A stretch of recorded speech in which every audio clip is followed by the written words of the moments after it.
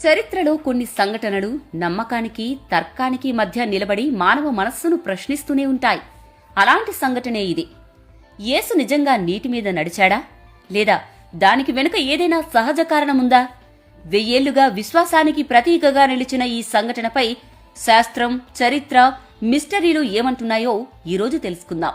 బైబిల్లో అత్యంత ప్రసిద్ధమైన అద్భుతాల్లో ఒకటి యేసుక్రీస్తు నీటి మీద నడిచాడు అన్న ఘటన. నూతన నియమంలో పేర్కొన్న ప్రకారం యేసు తన శిష్యులను పడవలో పంపించి తాను ఒంటరిగా ప్రార్థనలో నిమగ్నమయ్యాడు. ఆ సమయంలో గాలులు బలంగా వీచి అలలు ఎగసిపడుతున్నాయి. అర్ధరాత్రి వేళ శిష్యులకు పడవ వైపు నీటి మీద నడుచుకుంటూ వస్తున్న యేసు దర్శనమిచ్చాడని బైబిల్ వివరిస్తుంది. ఈ సంఘటన గలీలీ సముద్రం వద్ద జరిగినట్లు క్రైస్తవ గ్రంథాలు చెప్తున్నాయి. అప్పట్లో శిష్యులు భయంతో కంపించిపోయారని, కాని యేసు వారిని ధైర్యపరచాడని కూడా పేర్కొనబడింది. ఇది